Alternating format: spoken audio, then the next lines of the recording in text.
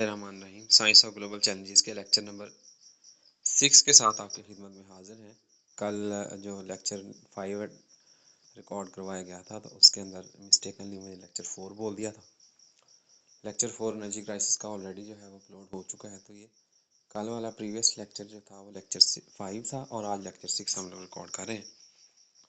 Science of global challenges ये एक subject है, माइनर इंटरडिसिप्लिनरी सब्जेक्ट है, जो कि मेजरली माइनरली कई सारे क्लासेस जनरली जिनमें बीबीए शामिल है, बीएस इंग्लिश शामिल है, बीएस केमिस्ट्री शामिल है और बीएस एचएनडी शामिल है। इन चार सब्जेक्ट्स, इन चार डिसिप्लिन्स के अंदर तो ये ऑन रेगुलर बेसिस हर साल ही जो है ये आता है। अगर आपका ताल्लुक इन सब्जेक्ट्स में से, इन मेजर्स में से है तो आपका कंसर्न लाजमी तौर पर इस सब्जेक्ट के साथ रहा होगा या आने वाले दिनों में आपका वास्ता इस सब्जेक्ट के साथ लाजमी पड़ेगा।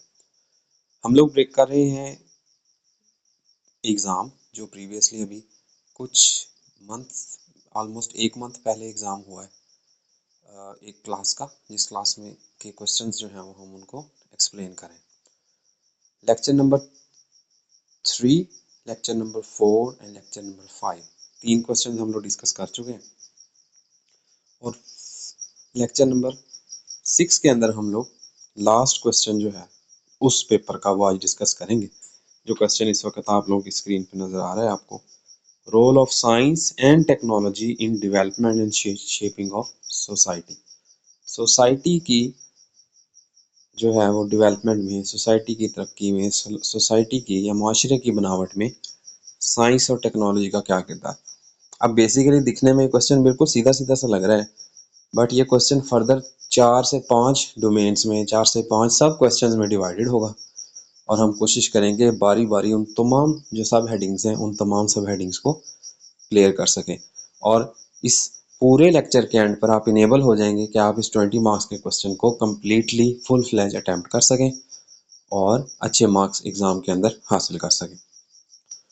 तो शुरू करते हैं। बिस्मिल्लाहिर्रहमानिर्रहीम। क्वेश्चन हमारे पास, role of science and technology in development and shaping of society. तो इसके लिए हमें सबसे पहले रोल, जनरल रोल देखना होगा साइंस एंड टेक्नोलॉजी का। उसके बाद फिर हम फर्दर जो है वो विद रिस्पेक्ट जो भी चीज़ हमारे कंसर्न में आएगी उसको फिर हम देख लेंगे। Science and technology are among the most powerful forces shaping human civilisation. इंसानी तहजीब को डिवेल्प करने में साइंस और टेक्नोलॉजी का बहुत बुनियादी किरदार है। From the earliest tools of prehistoric science societies to today's digital and biotechnological revolution, they have transformed how people live, think and interact. Science and technology की वजह से ना सिर्फ आज के इंसान बल्कि ज़माना अज़ कबल जो तारीख़ है, जब से तारीख़ लिखनी भी शुरू हुई है उससे भी पहले से साइंस और टेक्नोलॉजी ह्यूमन बींग्स को इन्फ्लुएंस कर रही हैं कि कैसे वो रहते हैं, कैसे वो अपनी ज़िंदगी गुजारते हैं और कैसे एक दूसरे से इंटरेक्ट करते हैं। साइंस बुनियादी तौर पर सिस्टमैटिक स्टडी होती है नेचुरल वर्ल्ड की, जिसमें मुशाहिदात और तजुर्बात लाजमी होते हैं। मुशाहिदात से मुराद ये होती है, हम इसको एक एग्जांपल से समझने की कोशिश करते हैं। आप किसी पेशेंट की तीमारदारी के लिए, किसी मरीज का पता लेने के लिए जाते हैं, तो मिसाल के तौर पर कोई पर्सन है XYZ, उसके जो है वो उसका एक्सीडेंट हो जाता है, तो आप उसकी टांग या उसकी बाजू फ्रैक्चर हो चुकी है। अगर तो उसकी बाजू फ्रैक्चर है तो आपके माइंड में ये कॉन्सेप्ट होगा कि वो लाजमी तौर पर हो सकता है कि वो मतलब बहुत ज़्यादा बेड रेस्ट पे ना हो। लेकिन अगर टांग फ्रैक्चर हो जाए या उसकी सर्जरी हुई हो, ऑर्थोपेडिक सर्जरी हुई हो, तो उससे ये एक्सपेक्टेशन हमारी होती है कि वो पर्सन बेड रेस्ट पे होगा। एक जो है वो मॉडिफाइड जो है कस्टमाइज्ड बेड उसके पास होगा या चारपाई उसके पास होगी, फिर उसके पास मेडिसन्स जो हैं वो मौजूद होंगी, फिर उसके पास एक्सरेज मौजूद होंगे और आपके अलावा ना सिर्फ आपके बल्कि बहुत सारे लोग हो सकता है कि उस दिन उसका पता लेने भी जो है वो आए हों। तो ये एक कुछ चीज़ें हैं जो कुछ, फिर उसके साथ जैसे आप जाते हैं तो वहाँ पर आपने जो जो कुछ कहना है उसका कोई एक रफ सा स्केलेटन स्केचुअल आपके माइंड में होता है। जो कुछ आप वहाँ पर देखते हैं वो सारी की सारी चीज़ें ऑब्जर्वेशन है। मिसाल के तौर पर आपको खबर मिलती है कि जी एक्सीडेंट हो चुका है या कोई खबर चल रही है, जैसे ही आप उस एक्सीडेंट की खबर को देखते हैं तो आपके माइंड में ये साफ आ जाता है कि ये मतलब इसमें क्या क्या आपकी एक्सपेक्टेशंस हैं वो आपकी ऑब्जर्वेशंस हो जाएंगी, जो कुछ आप वहाँ पर उस चीज़ का देखेंगे। इसी तरीके से एक्सपेरिमेंट या तजर्बा, किसी भी चीज़ को जो है वो आप उसकी वैलिडिटी को, उसकी ऑथेंटिसिटी को देखना चाहते हैं कि क्या वो सही है या गलत है, दुरुस्त है या उसको जो है वो एक्सेप्ट करना है या रिजेक्ट करना है, तो इसके लिए आप उसकी प्रॉपर एक्सपेरिमेंटेशन करते हैं, उसके ऊपर मुकम्मल तजर्बात करते हैं, जिससे आप इस काबिल हो पाते हैं कि आप उस चीज़ की एज अ साइंटिस्ट आप उस चीज़ को एक्सेप्ट या रिजेक्ट कर सके, किसी आइडिया को, किसी फार्मूला को। जबकि टेक्नोलॉजी बुनियादी तौर पर इसी साइंसी इल्म का इतलाक है, इस्तेमाल है, जिनके ज़रिए मसाइल को हल किया जाता है। ये दोनों मिलकर सोसाइटी के डेवलपमेंट को, इसके अलावा इक्तसादी तरक्की को, और इसके साथ साथ जो है वो तहजीबी और तमद्दनी तरक्की को और पूरी दुनिया की जो कनेक्टिविटी है, इनको ये इम्प्रूव करते हैं, इंसानी लाइफस्टाइल को बहुत हद तक बेहतर करते हैं। मिसाल के तौर पर जैसे तिब में, मेडिसिन में बेहतरी है, जैसे जिन बुनियादी तौर पर वैक्सीन्स हैं, एंटीबायोटिक्स हैं और डायग्नोस्टिक टूल्स हैं। अच्छी वैक्सीन्स क्या होती है? किसी भी डिजीज़, अगर किसी पर्सन को कोई डिजीज़ डायग्नोस हुई है तो उसकी डायग्नोसिस से कबल कबल अगर उसमें डेड या डैमेज्ड जो पैथोजन है वो अगर इनोकुलेट कर दिया जाए बॉडी के अंदर, तो वो डेड या जो डैमेज्ड पैथोजन है उसको हमारी body as a foreign object लेती है और उसके अगेंस्ट डिफेंसिव जो एंटीजन, इसको एज एंटीजन लेती है और उसके अगेंस्ट एंटीबॉडीज़ डेवलप कर लेती है, जिसकी वजह से ये बॉडी का मुदाफ़ियती निज़ाम है, डिफेंस सिस्टम है, जिसके ज़रिए अब मज़ीद जब भी उससे रिलेटेड या वो ही अगर जो है वो इंट्रूडर दोबारा से बॉडी के अंदर इंट्रोड्यूस हो बाय एनी मीन, किसी भी ज़रिए से, तो बॉडी उसके अगेंस्ट जो है वो रेजिस्टेंस जाहिर करती है, क्योंकि बॉडी के अंदर ऑलरेडी एंटीबॉडीज़ मौजूद है। Next is antibiotics. एंटीबायोटिक्स ऐसी ड्रग्स हो सकती हैं, ऐसी मेडिसिन हो सकती हैं जो बीमारी या पैथोजेनिसिटी इन्फेक्शन के बाद दी जाती है। एंटीबायोटिक्स जो हैं ये आमतौर पर दो काम करती हैं, या तो एंटीबायोटिक्स बैक्टीरिया के अगेंस्ट जो है वो इफेक्टिव होती हैं, हेल्पफुल होती हैं, ये दो काम करती हैं, या तो ये बैक्टीरिया को किल कर देती हैं, जिनको बैक्टीरियासीडल्स कहते हैं, या वो बैक्टीरिया की जो रैपिड ग्रोथ है, 20 मिनट में उन्होंने डबल अपने आप को करना है, बैक्टीरियल ग्रोथ जो है उसको स्टंट कर देती है, रोक देती है, जिनको बैक्टीरियोस्टैटिक एंटीबायोटिक्स कहते हैं। तो ये इसके अलावा थर्डली है मॉडर्न डायग्नोस्टिक टूल्स, जिनके ज़रिए जो तशखीस है वो बेहतर हुई, लैब टेस्ट वगैरह हैं या कई इक्विपमेंट्स हैं जिनके ज़रिए जो है वो टेस्टिंग आसान हो गई है, बेहतर हो गई। इनकी वजह से जो है वो शरह अमवात में बहुत हद तक कमी होगी और ज़िंदगी जो है वो उसका लाइफ स्पैन या ज़िंदगी का जो दौरानिया है वो बढ़ता चला जा चुका है। ऐसी बीमारियां जो एक दफ़ा फैल जाती थी और उनकी वजह से आने वाली मौत, या जिनको कभी भी जो है वो उनका इलाज मुमकिन नहीं था, या जिनसे बचाव मुमकिन नहीं था, आज उन बीमारियों का नाम भी दुनिया नहीं, जैसे प्लेग है, ताउन जिसको हम लोग कहते हैं। तो ये ताउन बीमारी इस्लामिक हिस्ट्री के अंदर सबसे ज़्यादा जनरल्स जिस बीमारी ने, जिस पेंडेमिक ने ख़त्म किए हैं, वो प्लेग थी, यानी कि ताउन। तो अब आजकल इनका नाम भी मौजूद नहीं है। इसी तरीके से मलेरिया है, मलेरिया की केस स्टडी यही बात साबित करती है कि एक ऐसी बीमारी थी जिस बीमारी से बहुत ज़्यादा लोग जो है, इसी तरीके से जज़ाम है, कोढ़ का बीमारी है, चीचक की बीमारी है, खसरा है, तो इन तमाम बीमारियों के अगेंस्ट जो है वो अब इनका नाम भी बहुत हद तक कम हो चुका है। इसकी वजह यही है कि उसके against vaccine and antibiotics develop कर ली जा चुकी हैं। इसके अलावा जो है वो साइंटिफिक रिसर्च और टेक्नोलॉजिकल टूल्स के ऊपर ही जो पब्लिक हेल्थ है वो डिपेंड करती है। और इसके अलावा जो तरक्की है एग्रीकल्चर के अंदर, जैसे बेहतर पैदावार वाली जो है वो फसलें हैं, बीज हैं, इनके साथ साथ खादें हैं और बेहतर आपाशी के निज़ाम हैं, इनकी वजह से जो खुराकी पैदावार है वो बेहतर हो गई है, जिसकी वजह से ज़्यादा तादाद में जो इंसानी आबादी है उसको खुराक मुहैया हो पा रही है। साइंस और टेक्नोलॉजी जो है ये दोनों बुनियादी ड्राइवर्स हैं या बुनियादी अवामिल हैं जिनके ऊपर जो है ये इकोनॉमिक इक़्तिसादी ग्रोथ और जो डेवलपमेंट है, तरक्की है, उसका इन्हिसार होता है। इंडस्ट्रियलाइजेशन बुनियादी तौर पर यानी कि जो फैक्ट्रियाँ वगैरह हैं, इंडस्ट्रीज़ की डेवलपमेंट है, ये टेक्नोलॉजिकल एडवांसमेंट तो फराहम करती है। इसकी वजह से इकोनॉमीज़ जो हैं वो एग्रेरियन टू इंडस्ट्रियल हो चुकी। पहले ज़माने के अंदर जो इकोनॉमी होती थी, इकोनॉमिक जो डेवलपमेंट थी, वो सारी की सारी एग्रीकल्चर पे या फार्मिंग पे डिपेंड करती थी। लेकिन जब से इंडस्ट्रियलाइजेशन आई है तो अब इंडस्ट्रीज़ जिस कंट्री में बेटर हैं, इंडस्ट्रीज़ ज़्यादा जिनकी फंक्शनल हैं, उनमें इकोनॉमिक ग्रोथ या उनका जो करेंसी है वो बेहतर है, उनकी इकोनॉमिक डेवलपमेंट ज़्यादा बेहतर जो है वो कंसीडर की जाती है। और बुनियादी तौर पर जो इंडस्ट्रीज़ हैं वो आजकल नॉलेज बेस्ड हैं, इल्म पर मबनी है, जिनमें ऑटोमेशन शामिल है, आर्टिफिशियल इंटेलिजेंस शामिल है, इंफॉर्मेशन टेक्नोलॉजी शामिल है। इन तमाम को बुरोकार लाते हुए, इस्तेमाल करते हुए हम लोग पैदावार और परफॉर्मेंस जो है उसको बेहतर कर सकते हैं इन इंडस्ट्रीज़ की। इनकी वजह से नए जो है मुलाजमत के ज़रा जो हैं वो मौके डेवलप हुए हैं, इनके साथ साथ नई महारतें और जो एजुकेशन सिस्टम है वो भी डेवलप हुए हैं, जिसकी वजह से जो लेबर मार्केट्स हैं, पहले ये होता था कि जिस बंदे की का फिजिक ज़्यादा मजबूत होती थी उसको एज अ वर्कर लिया जाता था, जो मिल वगैरह में काम करते थे या मजदूरी करते होते थे। लेकिन अब जितना स्किलफुल पर्सन है वो ज़्यादा पेमेंट जो है वो ज़्यादा सैलरी वो अटेन कर पा रहे हैं। अब कंट्रीज़ जो है वो साइंटिफिक रिसर्च के अंदर और टेक्नोलॉजिकल इनोवेशन के अंदर ज़्यादा जो है वो इन्वेस्ट कर रही हैं as far as the physical body is concern, जिसकी वजह से कॉम्पिटिटिवनेस जो है वो डेवलप रहती है। इसके अलावा जो है वो कम्युनिकेशन या मवासलात में और इंफॉर्मेशन डिसेमिनेशन के अंदर भी इसका किरदार है। इंटरनेट, स्मार्टफोन्स और डिजिटल प्लेटफॉर्म्स की वजह से लोगों की एक्सेस और लोगों का जो है वो लोगों का लोगों का एक्सेस और इंफॉर्मेशन शेयर करने का जो वे है वो काफ़ी हद तक बेहतर, जैसे हम जिसको कहते हैं कि दुनिया अब एक ग्लोबल विलेज बन चुकी है।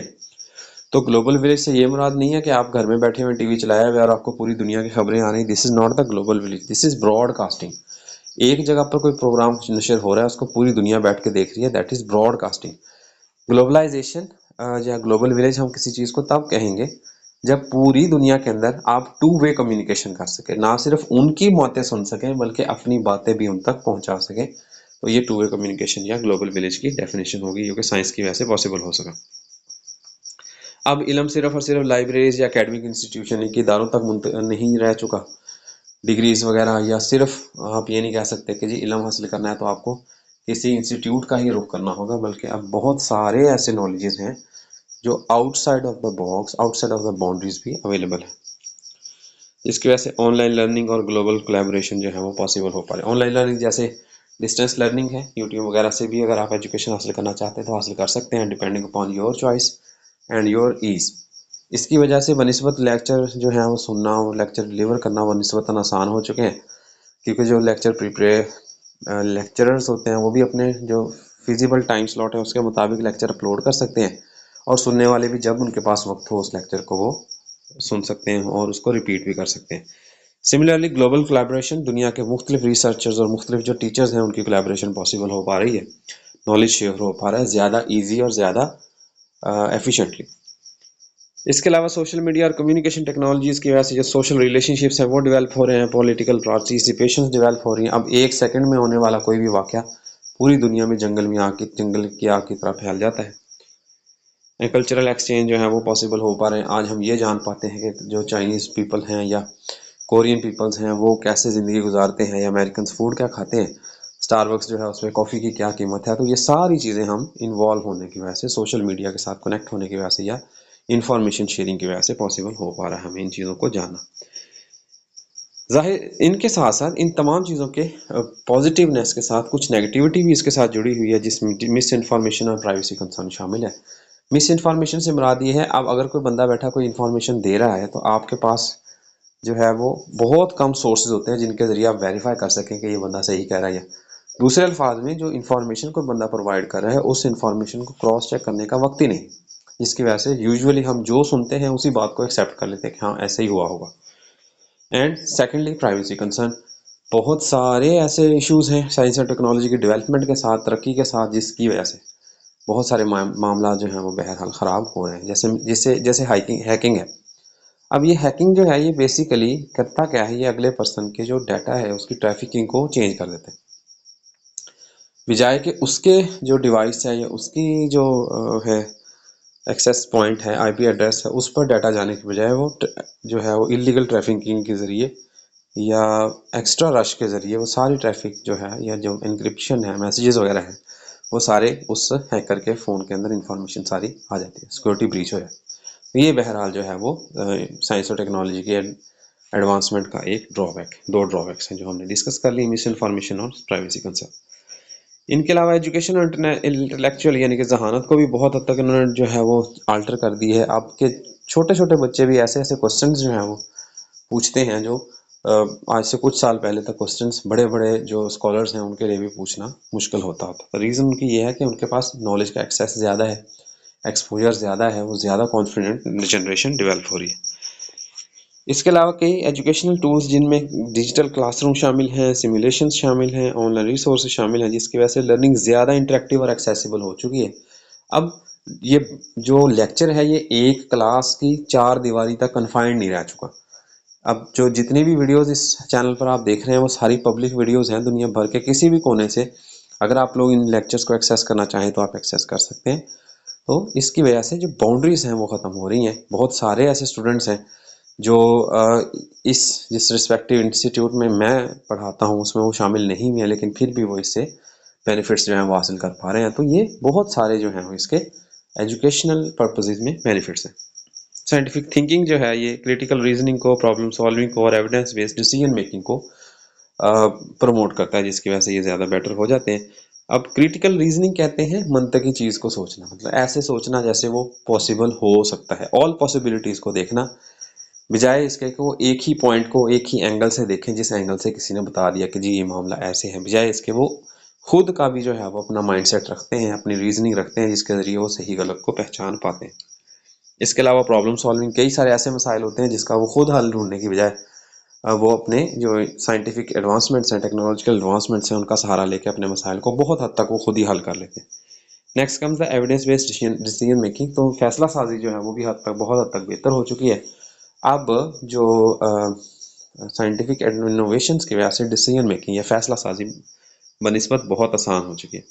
इनकी वजह से एकेडमिक कॉन्टेक्स्ट भी बहुत बेहतर हो चुका है। इसके अलावा जो आम रोज़मर्रा की ज़िंदगी है उनमें भी बहुत सारे मामला जो हैं वो ज़्यादा बेहतर हो चुके हैं। इन्वायरमेंटल सस्टेनेबिलिटी, साइंस और टेक्नोलॉजी, इनका जो है वो डबल रोल है। जहाँ पर ये जो है वो इन्वायरमेंटल, जहाँ पर ये इतने सारे पॉजिटिवनेस चीज़ें दे रही हैं, वहाँ पर बहरहाल इनमें कुछ जो है वो नेगेटिव पॉइंट्स भी हैं, कुछ जो है वो मसाइल से मिसहैंडल भी हुए हैं, जिनमें सबसे मेजर कंसर्न चीज़ है इन्वायरमेंटल डिग्रेडेशन, जिसको पोल्यूशन कहते हैं। पोल्यूशन मतलब आलूदगी है इन्वायरमेंट में, जितनी भी वो डेवलपमेंट कर रहे हैं। मिसाल के तौर पर शॉपिंग बैग जो है ये देखने में एक बड़ी कंफर्टेबल चीज़ है। पुराने ज़माने के जो लिफाफे का खाकी लिफाफे होते थे या थैले होते थे, उनसे ये दिखने में भी जो है वो थोड़ा स्मार्ट लगता है, दिखने में भी प्रॉपर लगता है, और इसकी ड्यूरेबिलिटी भी, मतलब इसकी मजबूती भी बनिस्बत उन चीज़ों के ज़्यादा होती है। खाकी लिफाफे से तो ज़्यादा ही होती है, और कपड़े से मामला थोड़ा सा ज़रा एथिकली लगता है, ज़रा स्मार्ट लगता है, ज़रा प्रॉपरली जो है वो लगता है, ज़रा मॉडर्न लगता है। बट जो शॉपिंग बैग्स हैं इनका सबसे बड़ा इशू ये है कि जितने भी प्लास्टिक आपकी जो चीज़ें हैं, आपकी प्लास्टिक के चीज़ें आप जितनी भी डेवलप कर पा रहे हैं, वो प्लास्टिक कभी भी डिग्रेड नहीं होता, वो ख़त्म नहीं होता, जिसकी वजह से माहौल की पोल्यूशन में, आलूदगी में इजाफा हो रहा है। इसके अलावा क्लाइमेट चेंज है। आपको इंडस्ट्रियलाइजेशन के लिए, आपको अर्बनाइजेशन, शहरी फैलाव के लिए आपको दरख्त काटना पड़ते हैं, और दरख्तों की कटाई के रिजल्ट के तौर पर क्या होता है, जो कार्बन डाइऑक्साइड वो फिक्स करते हैं, इस कार्बन डाइऑक्साइड को पौधे जज़ब करते हैं, वो कार्बन डाइऑक्साइड अब नहीं फिक्स हो पाती है, कार्बन सीक्वेस्ट्रेशन नहीं होती है, जिसके नतीजे के तौर पर हवा में कार्बन डाइऑक्साइड की मिकदार बढ़ती चली जाती है, जिसकी वजह से जो माहौलियाती तब्दीलियाँ हैं, मौसमियाती तब्दीलियाँ, वो ज़्यादा कॉमन होती चली जा रही हैं। सर्दियाँ ज़्यादा सख्त होती चली जा रही हैं और गर्मियाँ इंतहाई एक्सट्रीम तक पहुँच रही हैं। एंड रिसोर्स डिप्लीशन, और बहुत सारे रिसोर्सेज जैसे ऑयल है, वाटर रिसोर्सेज हैं, ये सारे रिसोर्स आहिस्ता आहिस्ता ख़त्म हो रहे हैं। On the other hand they provide solution for this problem, इनके लिए जो है वो सोल्यूशंस भी प्रोवाइड किए हैं, जैसे रिन्यूएबल एनर्जी है। अब आज तक किसी ने सोचा भी नहीं था कि जो पौधे के सरफेस पे मौजूद पत्ते होते हैं, उन पत्तों से लोगों को ये ख्याल आएगा कि इस तरह जैसा एक पौधा जो है उसका पत्ता सूरज की रोशनी को अपने अंदर जज़ब कर रहा है और उससे कोई कार आमद चीज़ बना रहा है, तो हम लोग साइंस और टेक्नोलॉजी के एडवांसमेंट से ही इस काबिल हुए कि हम ये चीज़ समझ सकें कि जो है वो इस सोलर एनर्जी को ह्यूमन बीइंग के वेलबींग के लिए इस्तेमाल किया जा सकता है। इन्वायरमेंटल मॉनिटरिंग सिस्टम्स के जरिए हम इन चेंजेस को पहले ही देख सकते हैं और जो कंजर्वेशन एफर्ट्स हैं उनको यूज़ कर सकते हैं। तो ये भी बहरहाल जो है ये हमारा इसका एक मेजर कंसर्न है। इसके अलावा इन्होंने जो है वो गवर्नेंस और पब्लिक एडमिनिस्ट्रेशन को भी बहुत हद तक बेहतर कर दिया है। पहले ज़माने में जब तक बादशाह सलामत की कोई चीज़ जो है वो उनकी अपनी विल नहीं होती थी, उनकी अपनी मंशा नहीं होती थी, तो वो मामला नहीं किए जाते थे। लेकिन अब डिसीजन मेकिंग के अंदर या जो कॉन्फ्रेंसिंग है, नेगोशिएशन है, वो मामला काफ़ी हद तक पहले से बेहतर हो चुके हैं। इन तमाम जो है हम कुछ चैलेंजेस भी इनमें हैं, जिन चैलेंजेस को हम आगे डिस्कस करेंगे। तो सबसे पहले हमारे पास आएंगे ethical constraint in science and technology. Ethical constraint से मुराद होता है बाउंड्री सेट करना, लिमिटेशन सेट करना। फर्स्ट एस्पेक्ट जो है इस क्वेश्चन का वो हम लोगों ने कवर कर चुके हैं। सेकंड एस्पेक्ट यहाँ से शुरू हो रहा है, that is ethical constraints in science and technology. मतलब कोई लिमिटेशंस होनी चाहिए, कोई बाउंड्रीज होनी चाहिए ऐसी, जैसे हम कह रहे हैं कि कुछ ना कुछ इनकी वजह से आने वाले इफेक्ट्स जो हैं, उन डिफेक्ट्स को जो है वो किसी ना किसी पॉइंट पे एड्रेस हम कर सकते हैं। तो ये एथिकल कॉन्स्ट्रेंट्स में आ रहा है। यहाँ पर देखते हैं, science and technology have brought remarkable progress to human society. इंसानी सोसाइटी को बहुत हद तक तब्दील करके रख दिया है, लेकिन इन एडवांसमेंट्स की वजह से बहुत सारे मसाइल भी बहरहाल सामने आ रहे हैं, जिनमें एथिकल कॉन्स्ट्रेंट्स बुनियादी तौर पर ऐसे इखलाकी कवानीन होते हैं और ऐसे ज़ाब्ता अखलाक होते हैं that regulate scientific research and technological application, जिनकी मदद से हम जो होने वाली रिसर्च है उसको किसी जो है वो अंडर कंसिडरेशन जो है वो कर सकते हैं। दे आर यूज्ड रिस्पॉन्सिबली, ताकि उनको जो है वो जिम्मेदारी के साथ इस्तेमाल किया जा सके, safely and for the benefits of humanity, और मकसद इनका इंसानी बहबूद होनी चाहिए, ना कि इंसानी नुकसान। विदाउट सच कॉन्स्ट्रेंट्स, इन कवानीन के बगैर या इन कंसर्न्स के बगैर scientific progress could lead to harm, injustice and misuse of knowledge. तो ये इल्म का ज़िया या इसका गलत इस्तेमाल भी खैर हो सकता है। प्राइमरी एथिकल कंसर्न बुनियादी तौर पर है ह्यूमन और एनिमल राइट्स का, इंसानी और जानवरों के हकूक का तहफ़्फ़ुज़। बहुत सारे ऐसे हकूक हैं जो टेक्नोलॉजी और साइंटिफिक एडवांसमेंट के अंदर वो कुचले जाते हैं। मिसाल से इस चीज़ को वाज़े करेंगे, क्लोनिंग एक कॉन्सेप्ट होता है, केमिस्ट्री और एचएनडी के स्टूडेंट्स ने इसको किसी न किसी सब्जेक्ट में, किसी न किसी पढ़ाई में लाजमी तौर पर सुना होगा, और कुछ नहीं तो एफएससी मेडिकल के first chapter, biology first chapter के लास्ट क्वेश्चन क्लोनिंग में भी ये पॉइंट उन्होंने एथिकल कॉन्स्ट्रेंट के नाम से सुना होगा। क्लोनिंग बुनियादी तौर पर क्या होती है, मैं बाकी स्टूडेंट्स की जो है वो समझ के लिए इस चीज़ को थोड़ा सा एलेबोरेट करना चाहूँगा, just for 1 to 2 minutes. Cloning बुनियादी तौर पर क्या होता है, किसी भी जानदार की बॉडी से एक सेल ले लिया जाता है, उस सेल के या उसके स्पर्म सेल को जो है वो किसी दूसरे ऑर्गेनिज्म के जो है वो एग के साथ फर्टिलाइज किया जाता है। क्लोनिंग में बुनियादी तौर पर एक सेल से जो है वो पूरा जानदार डेवलप किया जाता है। तो अब इस केस में बहुत सारे हेल्पफुल और बहुत सारे बेनिफिशियल ऑर्गेनिज्म जो थे, जैसे हेल्दी शीप्स थे, healthy better strains of horses थे, उनको जो है वो डेवलप किया जा सका। अब कुछ साइंटिस्ट का ये माइंड था कि वो ह्यूमन बींग्स के भी क्लोन डेवलप कर लें। एक इनोवेशन है, जैसे मिसाल के तौर पर कोई साइंटिफिक स्टडी ऐसी है जिसकी वजह से, या साइंटिफिक इनोवेशन ऐसी है जो है वो बहुत हाई ब्रेन शार्प ब्रेन है, जैसे आइंस्टाइन था या न्यूटन था, ऐसे साइंटिस्ट पर्सन जो हैं उनके जो हैं वो क्लोन्स प्रिपेयर कर लिए जाएं, ताकि एक अगर न्यूटन या आइंस्टाइन खत्म हो जाए तो ऐसा साइंटिस्ट दोबारा से हमारे पास अवेलेबल हो। लेकिन यहाँ पर साइंस जो है उसने एथिकल कॉन्स्टेंट डेवलप कर दी कि बस तमाम स्पीसीज को आपने एक्सप्लोर कर लिया, एनिमल्स को एक्सप्लोर कर लिया, प्लांट्स को एक्सप्लोर कर लिया, बैक्टीरिया को आप लोग मैनिपुलेट कर रहे हैं, बट ह्यूमन बींग जो अशरफुल मखलूक़ात हैं इनको काइंडली छोड़ दिया जाए। तो ये इस एंगल में ये जो है ये एथिकल कॉन्स्ट्रेंट्स आएंगे। Ethical guidelines required research particularly in the medicine and biology often involve experimentation, क्योंकि यहाँ पर तजर्बात शामिल होते हैं साइंस और टेक्नोलॉजी में, स्पेशली जो है वो हेल्थ और मेडिसिन के अंदर। तो यहाँ पर जो है ethical guidelines require that human subject participate voluntarily with informed consent. Human beings में अगर कोई एक्सपेरिमेंटेशन की जा रही है तो उस एक्सपेरिमेंटेशन से, उस तजर्बे से पहले उन तमाम अफराद की रजामंदी, उनके रजाकाराना तौर पर इन्वॉल्वमेंट शामिल हो, और उनको इसके मुमकिन नताइज के बारे में पहले से इल्म हो। इस बात को एक्सप्लेन करने के लिए एक और एग्जांपल यहाँ पर ऐड करूंगा। एडवर्ड जेनर नाम का एक साइंटिस्ट गुजरा है दुनिया में। एडवर्ड जेनर ने क्या किया, उसने एक बात नोटिस की, किसी ऐसी बस्ती के अंदर वो रहता था और इलाज मुआवजा करता था, मेडिसिन ही जो है उसका वो बेसिक था, प्रोफेशन था। उसने एक चीज़ नोटिस की कि ऐसी गाय, जिस गाय के जो बॉडी है उसके ऊपर पस सेल डेवलप हुए हैं, जो पीप उसके या फोड़े वगैरह जो हैं जब उनको दबाते हैं तो उनमें से पीप निकलती है, ऐसी मिल्क मेड फीमेल या मेल, ऐसे गवाला या गवाली जो दूध निकालते हैं, मिल्किंग करते हैं, उनको जो है वो ये स्मॉल पॉक्स की बीमारी वो नहीं होती है। अब ये एक बड़ा एक मतलब पॉइंट था, सोचने वाली बात थी। अब इस चीज़ को प्रूव करने के लिए, अपनी जो फाइंडिंग है इसको प्रूव करने के लिए ही have to experiment on human beings, ताकि उसके रिजल्ट्स जो हैं वो देखे जा सके।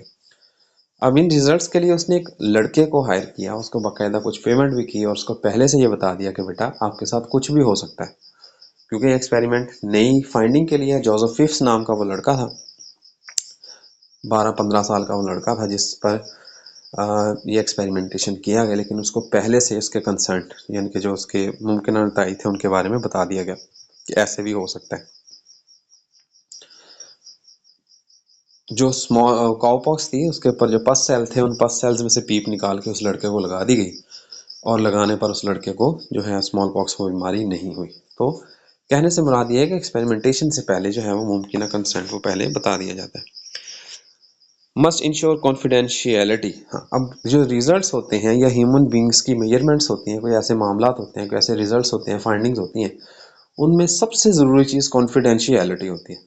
मिसाल के तौर पर अगर कोई पर्सन किसी जो है वो डॉक्टर के पास या किसी मुआलिज के पास इलाज के लिए जाता है, अब उसकी जो डिजीज़ हिस्ट्री है या उसकी जो डायग्नोस्टिक हिस्ट्री है, प्रिस्क्रिप्शन हिस्ट्री है या उसकी मेडिकल हिस्ट्री जो है, ये एक कॉन्फिडेंशियल डाटा होता है। इसको जो साइंटिस्ट होते हैं they have to remain confidential about that. उनको ये मख्फी रखना होता है, डाटा सबके साथ शेयर नहीं करना।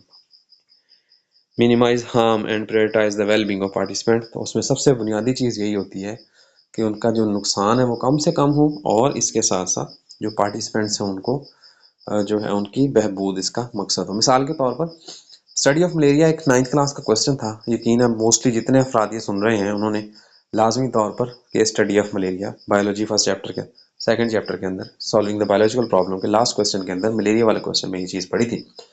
रोनाल्ड रॉस नाम का एक साइंटिस्ट था, उसने ये साबित करने के लिए कि प्लाज्मोडियम ही बीमारी पैदा करने का बाइस है, उसको इंजेक्ट करना था प्लाज्मोडियम को ह्यूमन बींग्स के अंदर, लेकिन एथिकल कॉन्स्ट्रेंट्स की वजह से पहले उसने ये एक्सपेरिमेंट स्पैरोज के ऊपर किया। स्पैरोज के ऊपर एक्सपेरिमेंट करके उसने ये साबित किया कि वाकई ही वो जैसे उनमें प्लाज्मोडियम इनोकुलेट किया जाता है तो उनमें वो भी डिजीज़ के जो हैं वो सिम्टम्स जाहिर होना शुरू हो जाते हैं।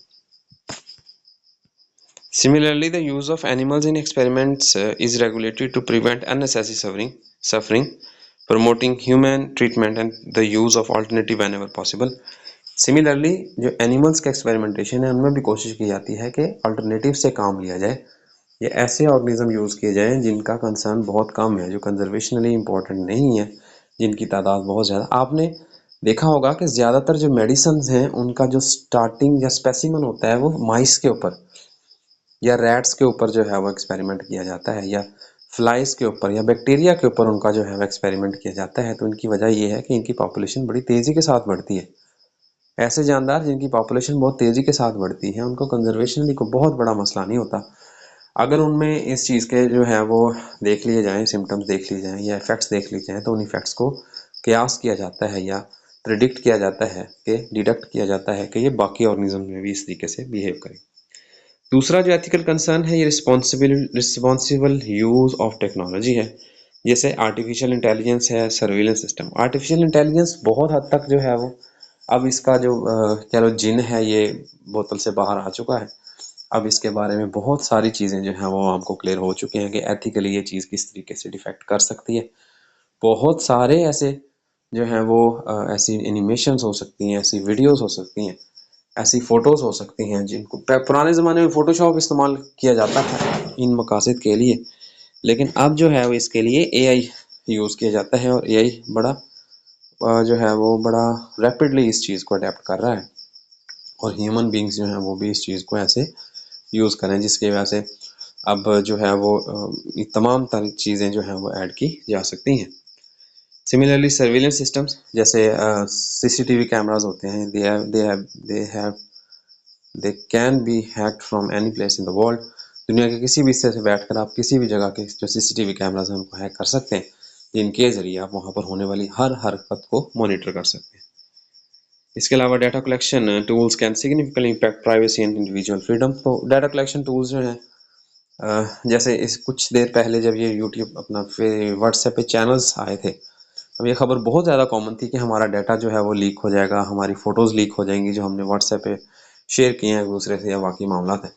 तो एक्चुअली क्या है, ये ऑलरेडी आपके पूछने या ना पूछने का इससे ताल्लुक ही कोई नहीं है। फिर व्हाट्सएप ऐसे ही क्लेम करता है कि आपकी जो कन्वर्सेशन है वो एंड टू एंड इनक्रिप्टेड है, लेकिन इसके साथ साथ ये भी याद रखिएगा कि आपने बहुत सारी परमिशंस ऑलरेडी व्हाट्सएप को दे रखी हैं जिनमें माइक्रोफोन शामिल है, कैमरा शामिल है, मीडिया शामिल है और कॉन्टेक्ट्स वगैरह, ये तमाम चीज़ें आप पहले ही परमिशन दे चुके हैं। तो ये एथिकल कंसर्न इन तमाम मामलात में बहरहाल मौजूद है।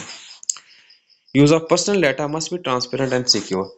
पर्सनल डाटा यूज़ किया जाता है, जीमेल वगैरह है, डेट ऑफ बर्थ वगैरह है, या फ़ोन नंबर्स वगैरह हैं, उनकी जो वैलिडिटी है या सिक्योरिटी है, ये कंसर्न है, जिसकी वजह से ह्यूमन बींग्स के जो राइट्स हैं इनको वायलेट ना किया जा सके, उनकी प्राइवेसी को ब्रीच ना किया जाए।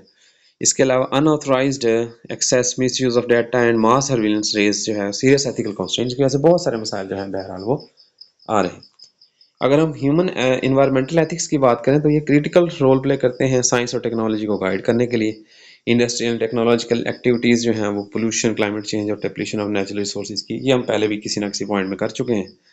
एथिकल कंस्ट्रेंट लाजमी तौर पर रिक्वायर्ड है जिसके ज़रिए हम इन्वायरमेंटल डिग्रेडेशन को भी कंट्रोल कर सकें। कोई भी ऐसी डिवाइस डेवलप करने में को डिस्करेज कर सकते हैं, कोई भी ऐसा व्हीकल डेवलप करने में, या उसका ऐसा कोई सोर्स ऑफ जो इंजन, ऑटोमोबाइल इंजन्स हैं, इंजन में यूज़ होने वाला कोई रिसोर्स है, वो कोई ऑटोमोबाइल फॉसिल फ्यूल हो सकता है जिसकी वजह से धुआं बहुत ज़्यादा पैदा हो रहा है, तो इनको डिस्करेज किया जा सकता है।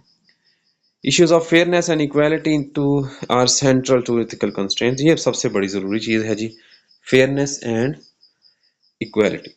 Scientific and technological benefits distributed equally नहीं होते हैं मोस्टली, ये इनसे जो है वो शराफिया बेनिफिट्स, कैपिटलिस्ट बेनिफिट हासिल करते हैं, जबकि पब्लिक को जो बेनिफिट्स हैं वो सेकेंडरी या टर्शरी लेवल पर हासिल होते हैं।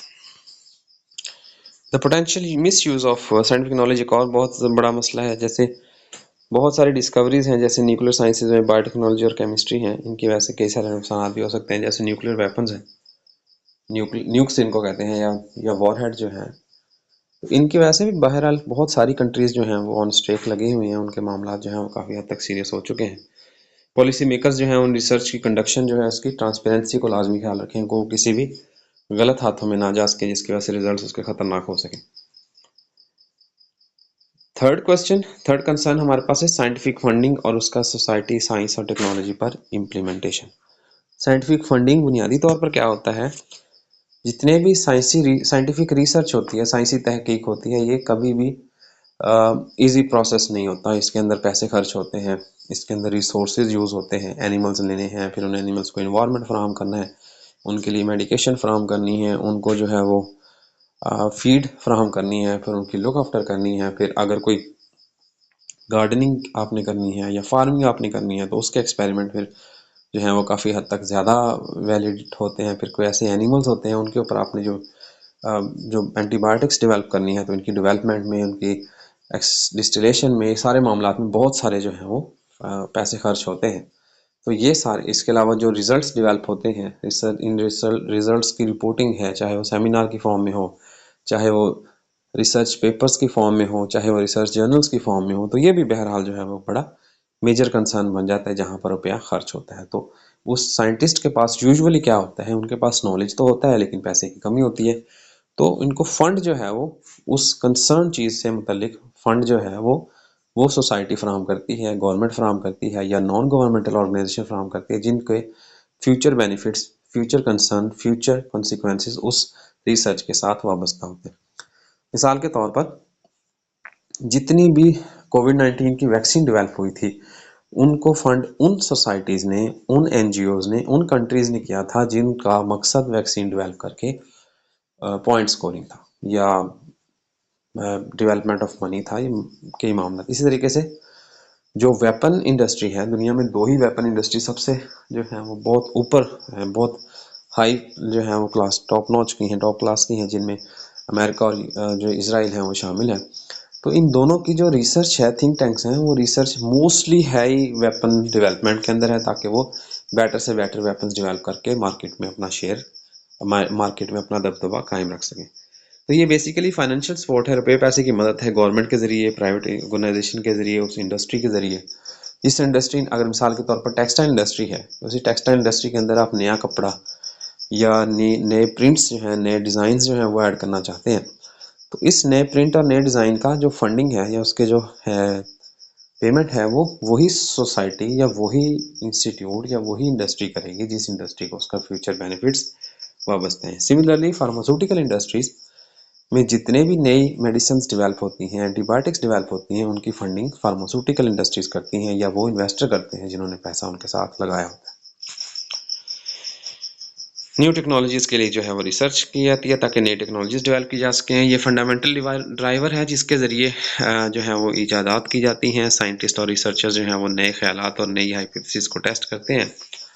अब साइंटिफिक रिसर्च का सबसे बड़ा मसला ये है कि साइंटिफिक रिसर्च के नतीजे में मोस्टली बल्कि हर बार पॉजिटिव या करेक्शन रिजल्ट हो, टेस्टिफाइबल जो हाइपोथेसिस होती है वो हमेशा प्रूवन करेक्ट प्रूवन हो, ये ज़रूरी नहीं, जिसकी वजह से जो hit trial and error method है उसके नतीजे में एक जो टेस्टिंग मेथड है या एक जो स्पेसिमन है, एक जो ट्रायल है, वो कई बार लगाना भी पड़ सकता है, जिसकी वजह से उस रिपीटिशन के लिए भी बहरहाल टॉलरेंस और रुपये पैसे की ज़रूरत होती है। Enabling scientists and researchers to explore new ideas, new hypotheses and create solution to complex problems. ये न्यू जो प्रॉब्लम्स होती हैं उनके सोल्यूशन की भी कोशिश करते हैं। Availability, allocation and management of funding जो है ये डायरेक्शन ऑफ साइंटिफिक प्रोग्रेस और उसकी इम्पैक्ट ऑफ सोसाइटी पे काम करती है। कई सारे ऐसे फैक्टर्स होते हैं जो साइंटिफिक फंडिंग को जो है वो कर सकते हैं, शेप कर सकते हैं या उसको डायरेक्शन दे सकते हैं। मिसाल के तौर पर अगर कोई गवर्नमेंट ये चाहती है कि मुल्क के अंदर बहुत तेज़ी के साथ एग्रीकल्चर डेवलपमेंट हो, तो उसकी जो इन्वेस्टमेंट है या उसकी फंडिंग सारी की सारी साइंटिफिक फंडिंग हो जाएगी एग्रीकल्चरल प्रोडक्शंस के ऊपर। वो हुकूमत अपना टेनोर पूरा करके चली जाती है, अगली हुकूमत आती है तो अब उनका कंसर्न एग्रीकल्चर नहीं है, इंडस्ट्रियल डेवलपमेंट। तो उनका जो साइंटिफिक फंड्स हैं या साइंटिफिक रिसर्च है उनकी डाइवर्जन हो जाएगी towards industrial development, industrial revolution, जिसके रिजल्ट के तौर पर जो पहले से चलने वाले रिसर्च प्रोजेक्ट्स हैं वो सारे के सारे क्लोज अप हो जाएंगे और नए रिसर्च प्रोजेक्ट्स जो हैं वो स्टार्ट हो जाएंगे। तो ये कंसर्न्स के ऊपर डिपेंड करता है कि आप उनसे फ़वाइद कौन से हासिल करना चाहते हैं। One of the most important roles of scientific funding is the advancement of knowledge. बुनियादी फंड का मकसद ही इल्म में इजाफा होता है, ये इल्म की तरवीज है।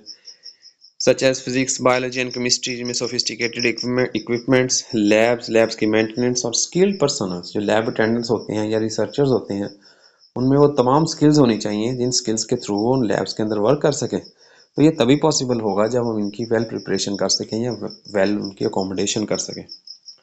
All of which depend upon adequate financial support, जिनके लिए पैसा रुपया चाहिए होगा। अगर रुपया पैसा अवेलेबल होगा तो ये काम बड़े स्मूथली हो सकेगा।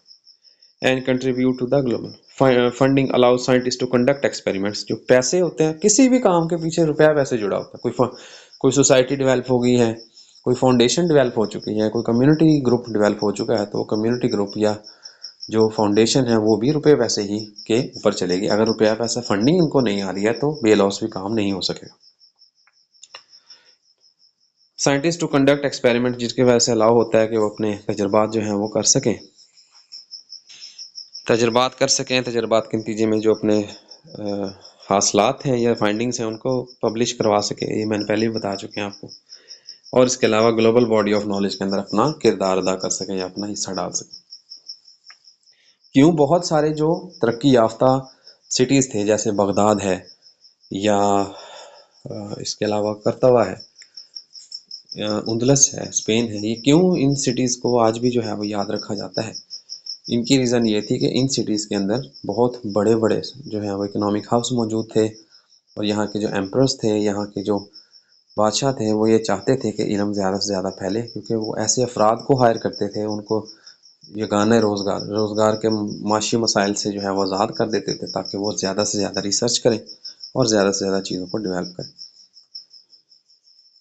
Many important discoveries would remain unexplored, slowing scientific. अगर हम लोग सफिशेंट फंडिंग ना करें, फंडिंग प्रोसेस ना जो है वो डेवलप करें, तो उसके नतीजे में बहुत सारी डिस्कवरीज जो है वो रास्ते में ही रह जाएंगे, अपनी कंप्लीट जो है कंप्लीशन नहीं कर सकेंगी, जिसकी वजह से नॉलेज अधूरा रह जाएगा।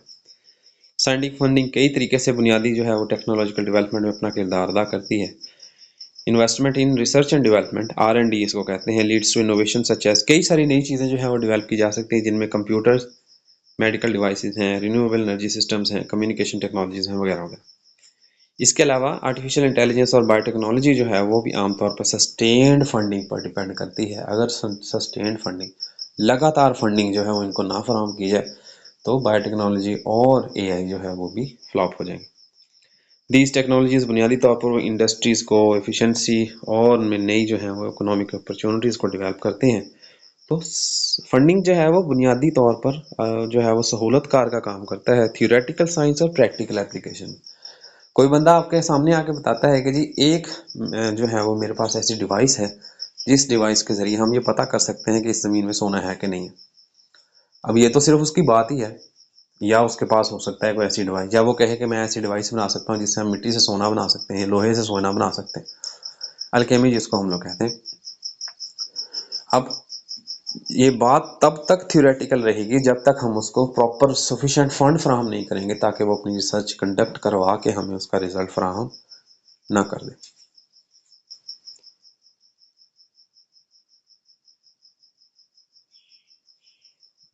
Thus, funding acts as a bridge between theoretical science and practical knowledge. The impact of scientific funding on society is profound. इसका जो है वो जो अहमियत है उससे इनकार नामुमकिन है। Publicly funded research often focuses on areas that directly benefit society. जिनके लिए अवामी या गवर्नमेंट लेवल पर जो है वो फंड फराहम किए जाते हैं, उनका बुनियादी मकसद भी अवामी फलाह बहबूद ही होता है और उनका मकसद अवाम की बेहतरी हो सकता है, जिनमें हेल्थ केयर शामिल है, यानी कि जो इलाज मुआवजा है, या सेहत का मैदान है, हिफ्ज़ान सेहत है, तालीम का मैदान हो सकता है, एग्रीकल्चरल यानी कि ज़राअत हो सकती है, और इकोनॉमिक प्रोटेक्शन, इन्वायरमेंटल प्रोटेक्शन, माहौलियाती तहफ़्फ़ुज़ हो सकता है। गवर्नमेंट बुनियादी तौर पर ऐसे जो है वो मामलात को, ऐसे रिसर्चेस को सपोर्ट करती है जिनके नतीजे में वैक्सीन डेवलप हो रही है। इसके अलावा डिजीज़ जो है उनका, बीमारियों का इलाज हो रहा है और लोगों की हेल्थ जो है उनके सिस्टम को बेहतर किया जा रहा है, जिसकी वजह से लोगों का तर्ज ज़िंदगी, म्यार ज़िंदगी बेहतर हो रहा है और उनकी ज़िंदगी बेहतर हो रही है।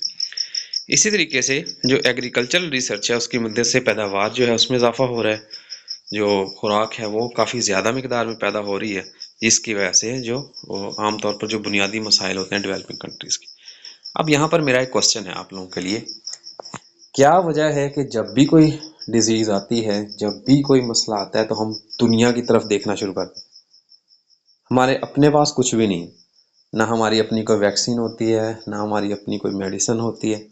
मेडिसिन तो हो सकता है कुछ दो चार चीज़ें हम लोग किसी ना किसी जो है वो फार्मास्यूटिकल्स के पास अपनी पेटेंट मेडिसिन हों, लेकिन किसी भी डेवलपमेंट के लिए, किसी भी रिसर्च के, किसी भी जो है वो इनोवेशन के लिए, डिस्कवरी के लिए हम लोग दुनिया की तरफ देख रहे होते हैं। कोविड आया, हमने क्या किया, लॉकडाउन लगा के घर बैठ गए। बहुत स्मार्ट मूव था, नो डाउट, लेकिन उससे आगे क्या, उससे हमने इल्यूसिडेट क्या किया, हमने एक्सट्रैक्ट क्या किया? जब दुनिया, इसका आंसर ये है, जब दुनिया भर की लैब्स के अंदर, जो हाईटेक लैब्स थी, उन लैब्स के अंदर इस पैथोजेनिसिटी पे, इस बीमारी पे रिसर्च हो रही थी, तो हमारे यहाँ ऐसे रिसर्च पेपर डेवलप हो रहे थे जिनकी एक्सपेरिमेंटल बेसिस ही नहीं थी, जिनके ऊपर गवर्नमेंट ने फंड फ्राहम करना या गवर्नमेंट ने अटेंशन डेवलप करना जो है वो मुनासिब ना समझा। तो ये बहुत सारी चीज़ें हैं जिनकी बुनियाद पर ये चीज़ें जो हैं वो देखी जा सकती हैं, which is specially important developing countries, जो जिनका ज़्यादा इफेक्ट उन कंट्रीज़ पे होता है जिनको अपनी रोटी कपड़े और मकान के लाले पड़े होते हैं। इकोनॉमिक ग्रोथ जो है ये एक और सिग्निफिकेंट आउटकम है। जैसी कंट्रीज़ आमतौर पर heavily in research and innovation पे फंड करती हैं, उनकी वजह से उनकी इकोनॉमिक डेवलपमेंट जो है वो ज़्यादा बढ़ जाती है।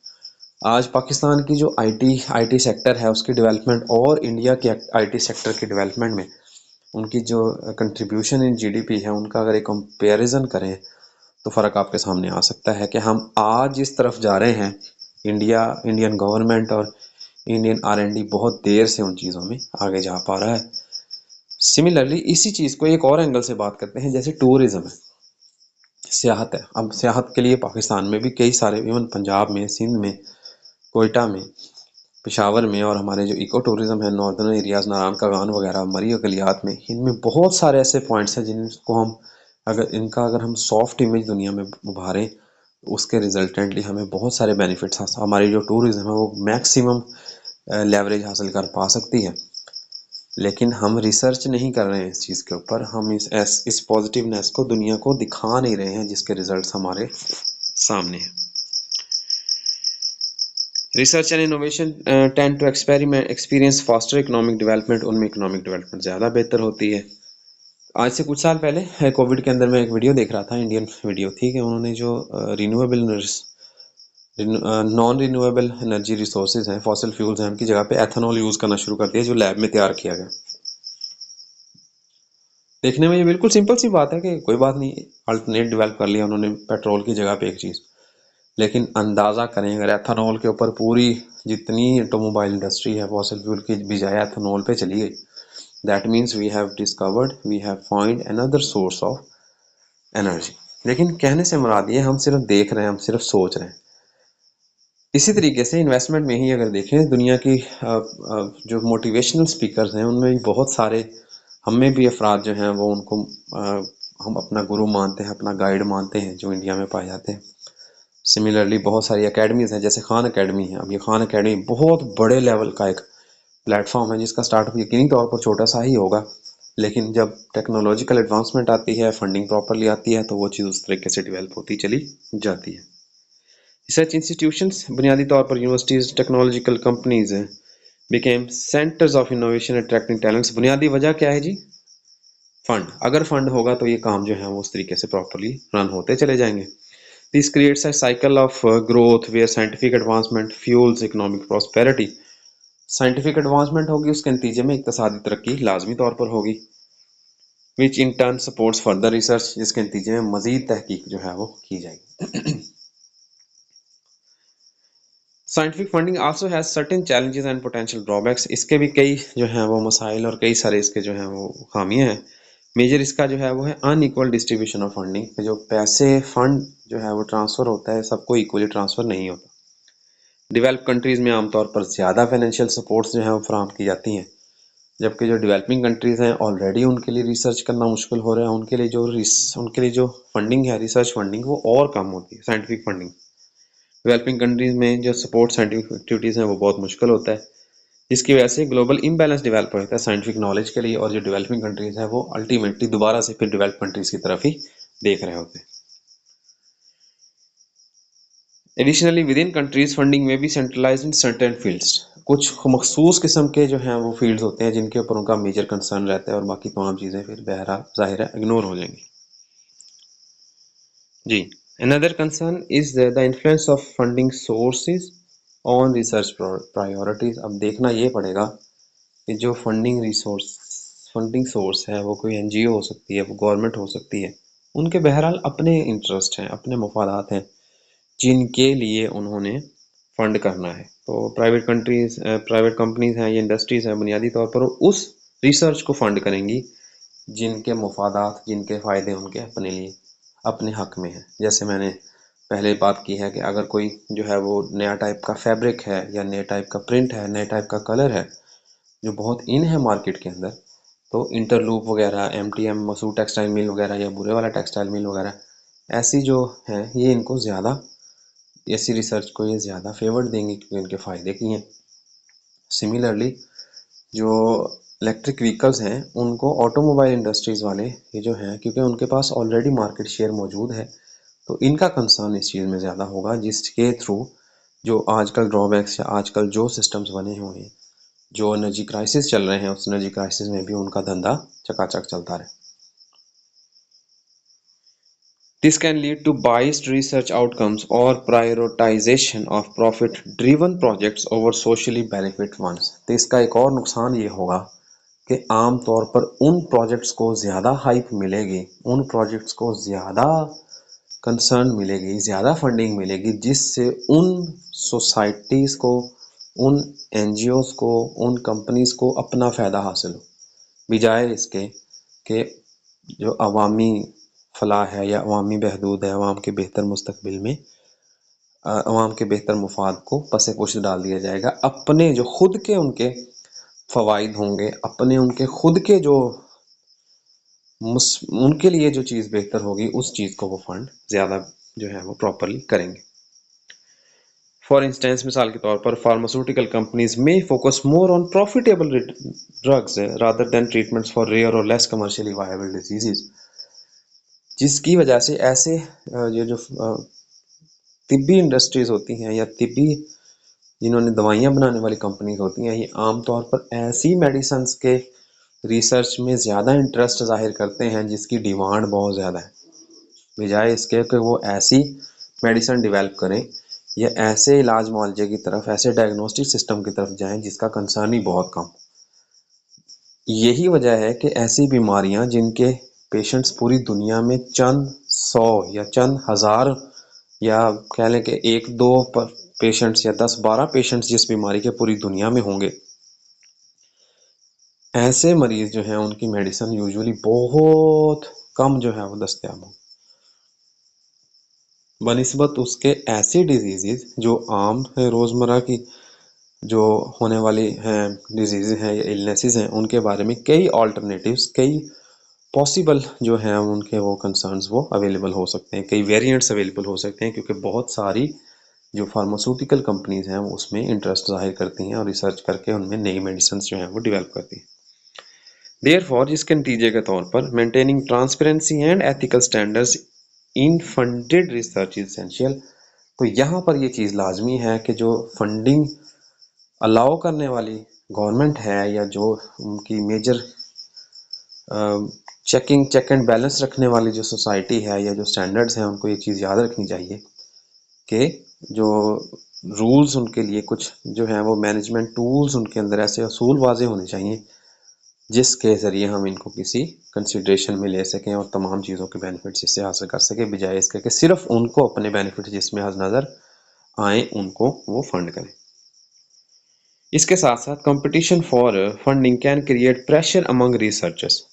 अगर बहुत सारे जो हैं वो इंडस्ट्रीज या बहुत सारी एनजीओज रिसर्च के लिए फंड करने के लिए कम्पीट कर रही हैं एक दूसरे से, इसकी वजह से जो रिसर्चर्स हैं उनके ऊपर प्रेशर आना शुरू होता है कि वो उसकी आउटकम जो है वो प्रॉपरली डेवलप करें, sometime leadings to unethical practices, जिसकी वजह से कई बार मामला जो है वो मिस हैंडल भी हो जाते हैं, ये चीज़ें अपने हिसाब से वो करना शुरू हो जाते हैं, जिनमें बुनियादी तौर पर डाटा मैनिपुलेशन है। Data manipulation mean results cook करना, बजाय इसके कि एक एक्सपेरिमेंट वो 100 पेशेंट्स पे करके उसके रिजल्ट्स को वो रिपोर्ट करें, वो रिजल्ट्स वो एक्सपेरिमेंटेशन 10 पेशेंट्स पे करके उनके रिजल्ट्स को मल्टीप्लाई करके या रैशनल्स निकाल के उनके रिजल्ट से 1000 पर्सन्स का एक डाटा या टेबुलेशन डेवलप कर लेते हैं, जो कि एक्चुअली उन्होंने एक्सपेरिमेंट किया ही नहीं होता, सच एज डाटा मैनिपुलेशन और exaggeration of results, exaggeration of results या डाटा मैनिपुलेशन। और ये भी पॉसिबल है कि अगर वो टाइम गिवन जो है वो बहुत शॉर्ट कर दें तो उसके नतीजे में फिर वो जो है वो पॉसिबिलिटी है कि वो फाल्सिफाई कर दें वो रिजल्ट्स जो हैं वो, बजाय पेशेंट के वो उनको डायरेक्टली भी ऐसे कह दें कि जी एक्सपेरिमेंट हमने कर लिया।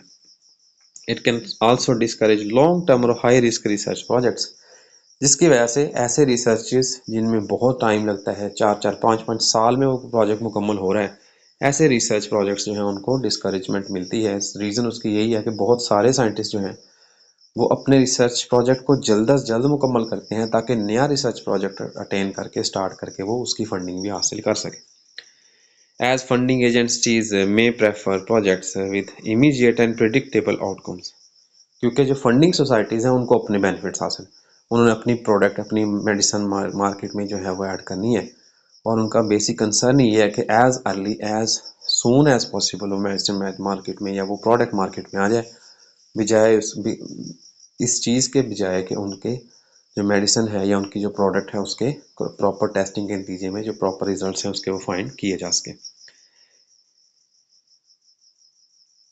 This may limits ground breaking discoveries that require time and uncertainty, जिसकी वजह से कई बार जो है वो चीज़ें मिस हैंडल भी हो जाती हैं। ये चीज़ हम पहले बता चुके हैं। जाहिर सी बात है, अगर कंप्लीट उसके जो ड्रॉबैक्स हैं या आउटकम्स हैं उनको पहले से कंसिडर ना किया जाए तो उसके नतीजे में जिन चीज़ों को, जिन साइड इफ़ेक्ट्स को या जिन रिएक्शंस को, आफ्टर शॉक्स को आप लोगों ने मिस किया होता है, फिर वही पेशेंट्स उन चीज़ों को रिपोर्ट करके जाहिर करते हैं, जिनके लिए टाइम और अनसर्टेनिटी रिक्वायर। साइंटिफिक फंडिंग जो है बुनियादी तौर पर एजुकेशन और कैपेसिटी बिल्डिंग को भी इन्फ्लुएंस करती है। यूनिवर्सिटीज़ और रिसर्च इंस्टीट्यूट आमतौर पर ऐसी फंडिंग पर रिलाई करते हैं जिनका ताल्लुक ट्रेनिंग, स्कॉलरशिप और रिसर्च अपॉर्चुनिटीज़ के लिए होता है, उन ग्रेजुएट्स के लिए, जिसकी वजह से स्किल्ड प्रोफेशनल्स जो हैं वो डेवलप होते हैं साइंटिफिक और टेक्नोलॉजिकल प्रोग्रेस के अंदर। इस मकसद के लिए फंडिंग जो है वो सिर्फ करंट रिसर्च को सपोर्ट नहीं करती बल्कि फ्यूचर जनरेशन ऑफ साइंटिस्ट और इनोवेटर्स को डेवलप भी करती है। तो इस लिहाज से हमने इस क्वेश्चन के दो पोर्शंस को यहाँ पर कर लिया, जिनमें सबसे पहले नंबर पे है एथिकल कंसर्न्स, एथिकल कॉन्स्ट्रेंट्स, और दूसरे नंबर पे है साइंटिफिक फंडिंग। और इसके अलावा बाकी जितने भी पॉइंट्स इसके भी रिमेनिंग हैं, जिनमें नैनो टेक्नोलॉजी शामिल है, बायोटेक्नोलॉजी शामिल है, इसके अलावा genetic modification, CRISPR, Cas 9 technology शामिल है। इनको हम इसके नेक्स्ट पोर्शन में करेंगे क्योंकि ये काफ़ी एक्सटेंडेड वीडियो हो चुकी है। नेक्स्ट वीडियो के अंदर, नेक्स्ट पार्ट के अंदर, लेक्चर नंबर 6 के सेकंड पार्ट के अंदर हम इसे नेक्स्ट पोर्शन जो है उसको डिस्कस करेंगे।